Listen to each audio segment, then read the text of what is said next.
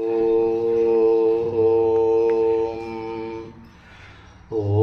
श्री उमामहेश्वराभ्यो नमः। ॐ नमः शम्भवे जः महाभवेजाय स्वाहा।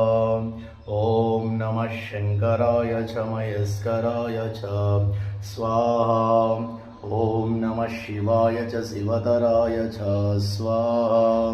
ॐ शिव शिव शिव शिव उत्तिष्ठन्तु भूतपिशाचः सर्वे तु भूमिभारकः एते सुमविरोधेन ब्रह्मकर्मसमारभे।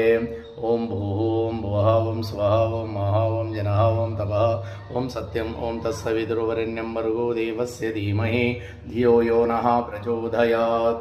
ॐ आपज्योतिरसं तं ब्रह्मभूर्भुवस्वरः ॐ आघमार्तान्तु देवानां गमनार्तान्तु रक्षतां गुरुघण्टारवं देवा इति घण्टानादं कृतुमः क्षतां हरः।